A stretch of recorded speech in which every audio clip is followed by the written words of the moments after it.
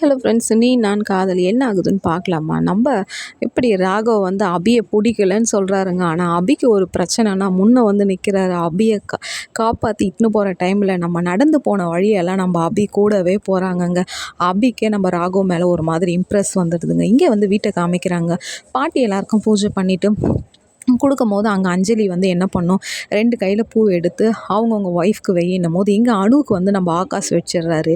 இங்கே ராகவுக்கு கொடுக்கும்போது நம்ம அபிகிட்ட வைக்கணுன்னும் போது ஆகாஷ்க்கு வந்து சந்தோஷம் நிரம்புது. நம்ம பொண்டாட்டிக்கு நம்ம வைக்கிறோன்னு அபிக்கு வைக்கணுன்னும் போது நம்ம ராகவமோட மனசில் வந்து ரொம்ப கோவமாக வருது. அந்த இடத்துல வந்து இங்கே முரளி வந்து சொல்லுவார், டேய் வைக்காதடா, அது என்னோட பொண்டாட்டி, வைக்காதடா வைக்காதன்னு டைமில் நம்ம ராகவ் போய் அபிக்கு பூ வைக்கணுமே, ஐயோயோ அவங்களோட கெமிஸ்ட்ரி வேறு லெவலுங்க. அந்த இடத்துல ராகவ் வந்து நினைப்பாரு, உன்னை பிடிச்சி தான் கல்யாணம் பண்ணிக்கினேன், ஆனால் என் மனசு உன்னை ஏற்றுக்க மாட்டேங்குதே, ஏன் என் மனசு இவ்வளோ சஞ்சலப்படுது அபி, உங்ககிட்ட நான் நார்மலாக நல்லா நடக்கணும்னு ஆசைப்பட்றேன், ஆனால் என்கிட்ட ஏதோ ஒரு குற்ற உணர்வு வந்து உங்ககிட்ட கோவப்படணும்னு காமிக்குது, ஐ எம் வெரி சாரி அப்படின்ட்டு நம்ம ராகவே வந்து மனசுக்குள்ளேயே அப்படியே பேசிக்கிறாரு.